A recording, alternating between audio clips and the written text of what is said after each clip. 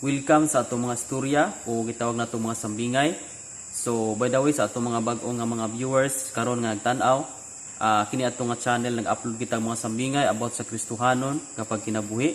O nga kini atong mga storya o gitawag og motivational story, maghatag kinig dugang nga atong impormasyon, kaalam aron sa pagpadayon nato sa pagpangalagad sa Ginoo. And be sure nga nakasubscribe ka aron nga ma-notify ka sa mga next nato mga video upload sa matag gabi na kitay mo gawas nga mga sambingay. Okay? So karon guys, ang atong sambingay, mag-isipit kag sambingay may tungod sa kaalam o wisdom. So para mas masabtan nato, iyon ani ang senaryo sa atong nga sambingay. Adunay usa ka tawo nga nang-apply siya og trabaho isip tigputol og kahoy. So in short, nadawat siya sa iyang gi-applyan ug gipadala dayon sa dito sa dako kayong lasang aron pagpamutol og kahoy gamit ang usa ka wasay nga hait nga wasay o kaning gitawag og atsa. So tuod man pag first una niya nga trabaho nakaputol layon sa 18 ka bulos nga kahoy o kanang 18 ka punuan nga kahoy ang naputol pinagi sa sa wasay.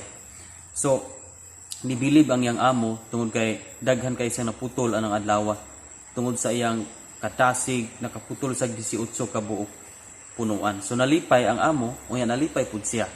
So pagkaugma naghuna-huna siya nga mas kana bang iya pag yung padaghanan, iya pag yung kana bang trabahoon yung ayo nga mas mudaghan pa ang iyang maputol pagkaugma.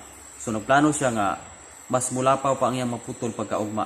So pagkaugma pagputol niya naabot na usa adlaw wa mupahuway sa gadget putol na pud pero nakaputol lang siya og 15 ka punuan nga kahoy pinaagi sa maong atsa.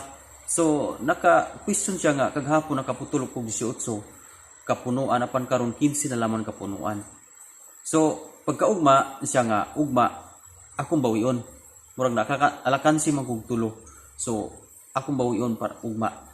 So muto sayo na pud siya nawa na lugos na siya mupahuway mukaon ra di balik na pud para makabawi siya. Pero nakaputol na lang siya og pulo ka punuan nga kahoy. Sumuto nga na dismaya gyud siya, na discourage siya kay basi unyag unsa ikasulti sa iyang amo nga atong unang adlaw nakaputol sa 18 unya gidayeg siya sa amo unya pakadong adlaw 15 na lang unya ikatulo pulo na laman. So realize siya nga murag unsa daw ikasulti ani sa amo di ba daw ma-discourage siya sa akong trabaho nga una daghan man kong naputol. Sumuto nga gisulti ni siyang amo nga amo ako nagyong gihatag ang tanan, ako ang kusog, ako ang paningkamot, lugos na gani kong mapahuway pero moro gini akong mahimo amo. Una nakaputol ko 18, ikaduha 15 apan karon pulo na lang gyud ako ang naputol. So gipangutan na siya sa amo nga kanus araman nagbaid ka sa imong wasay. So realize ang usa ka trabahante nga wala din siya kabaid sa iyang wasay. From the start hait kay iyang wasay, so 18 ka buok iyang naputol tungod sa kahait.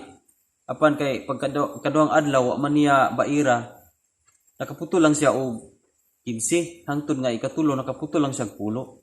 So dili hinungdan katong iyang pagka hinay kun dili kusog man siyang muputol og kahoy, abtik man siya wala gani siya pahuway.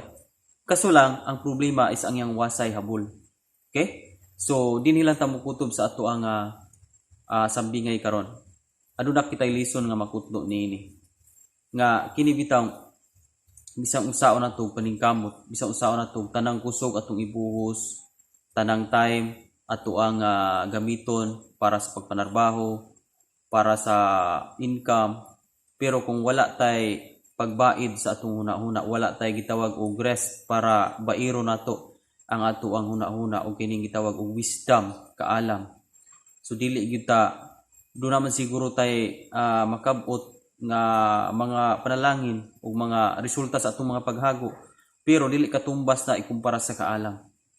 Daghan kayo mga maalamon nga tao nga bisan dili kay sila mogamit og igong kusog pero grabe ang kaharuhay nila, grabe ang kadagaya nila tungod na sa kaalam. Pero dunay mga tao nga wala ni gamit sa kaalam, grabe pakusog jud ang gamit, no? Pakusog jud ang gamit.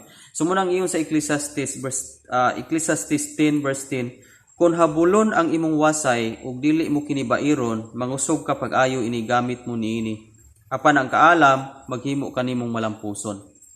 So giklaro din sa Ecclesiastes 10 verse 10 nga kung habulon ang atong wasay, mangusog kita paggamit. Sa tan-awa tong maong sambingay, sa diyang habol ay ang wasay, nangusog siya pagputol, apan bisong saon niya paningkamot pagputol, jutay ra gyud iyang maputol. Ug iya tong gibaid, kung hihait pa to niya, so but pasabot, mamintin pa siguro ang iyang naputol nga 18 atong unang adlaw or mulapas pa ba niana. Di ba? So, nagisgot kini sa ato ang rest diha sa Ginoo. Kung puro na lang punta trabaho, puro lang punta paningkamot, dili gyud ta magmalambuon sa unahan.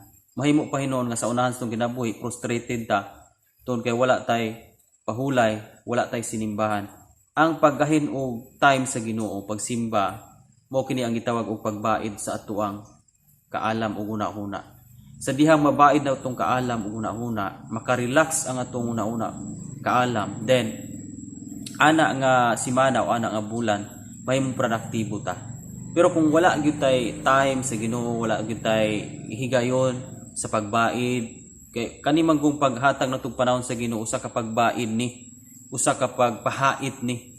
Okay? Nga mahimutang productive, mahimutang effective in terms of ministry, in terms of work, o unsa pa mga career sa atong kinabuhi, sa atong mga decisions sa atong kinabuhi. Kinahanglan gyud ta og pagbaid diha sa presensya sa Ginoo. Without the presence of God, maningkamot ta nga wala gyud guide sa Ginoo. Munang bisag usaon natong pakusog, pag-abot sa unahan frustrated gihapon ang tao tungod kay dili ta magmalambuon ug dili ta magmauswagon. Ang kaalam maghatag natong kalambuan, maghatag og kalampusan. Okay? O bitaw na nga kining magisiguta ta og wasay maning gisigutan diri sa Ecclesiastes 10 verse 10, no, kung habol imong wasay mangusog ka ini gamit. Bitaw na kung habol ang ato ang hunahuna, dili lantip kanang pulong nga lantip, dili hait ang atong panghuna-una, dili lantip ang atong panghuna-una, mo bitaw na nga sahay ato ang mga pamilya ipaagi nato pakusog singka nga madala nato sila sa tiilan sa Ginoo. Apan dili na diha nga paagi nga madala nato sila nga pinaagi pakusog, simba mo atong birahon sila pinaagi pakusog. So kung habulo atong una-una ug dili hait ang atong una-una, munang ipaagi natong siningkahay ang pag-agda nila nga modul sila sa Ginoo. Pero kung naatay hait o lantib nga panghuna-una, dili nato ipaagi diha, kundi ipaagi nato sa pag-ampo, ipaagi nato sa pangayo sa Ginoo, pangayo nato sa Ginoo nga kini mga tawhana, mga lagad sa Ginoo, di ba? So matingala lang ka nga sila lang mismo buduol dia sa tiilan sa Ginoo, sila mismo dili nimo agdahon sa pagsimba, sila na mismo ang simba. Unsa man na? Kaalam, wisdom. Sa unsa man nga bahin nga nakuha natong kaalam o wisdom, pinaagi sa ato ang pagbaid sa presensya sa Ginoo.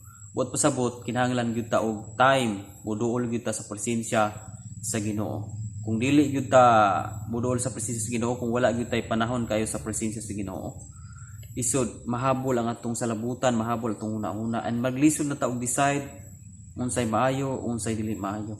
Okay? Muna nga dili gyud maayo kung wala gyud tay time sa Ginoo. Muna nga daghan kay mga tawo karon nga nagpatawag sila Kristohanon pero wala kay sila time sa Ginoo. Dili produktibo ang ilang kinabuhi, dili produktibo ilang adlaw, ilang semana, tungod kay habol ang ilang wasay, ang ilang hunahuna, nahabol na o na-stress na, wala na relax. So kinahanglan gyud ta og relax, o kanang relax diha o rest diha sa presensya sa Ginoo ginato na makuha. Og ang Dios mag-restore kanato, maghatag na po nato lantip nga panghuna-una, lantip nga panglantaw sa kinabuhi, ug maayo nga panghuna-una, maayo nga paglantaw, pagplano sa kinabuhi. Kung wala gyud tay time sa Ginoo, dili gyud maayo ang atong plano. But pasabot dili hait ug dili lantip ang atong mga plano kung wala gyud tay guide gikan sa Ginoo. Okay? Igsuon, kung na-bless ka nini nga sambingay, paki-comment lang sa ato ang comment section, and be sure nga nakasubscribe ka kung bago pa kani nga channel, aron nga updated ka sa next na mga video upload about sa mga sambingay. Disclaimer ta sa itong mga sambingay, kini atong mga sambingay pwede po ni magamit as a preaching illustration o nga kung usa ka magwali, usa ka kaalagad sa Ginoo, magpasabot sa pulong sa Ginoo, pwede natong gamiton ni as a preaching illustration. Okay? God bless, igsuon ko sa Ginoo. Kinahanglan gyud time sa Ginoo. Kung nahabol na imong una karon, imong mga decision, na stress na ka karon, na frustrated na ka karon tungod sa imong hard work, grabe ang imong panimuhat, pero nagubot imong una nahabol na, then take time nga muhatag ka og panahon diya sa Ginoo. Diya sa Ginoo. Tagig panahon ang Ginoo. Aron nga mubalik ng punas kalantip ang panguna-una, mubalik na pud sa nindot kayo nga mga plano o nga dunay guide ang imuhang future, dunay guide ang imuhang pagkinabuhi. God bless. Kita-kita na punta sa atuang next nga mga sambingay. Glory to God. Iya ang tanang himaya.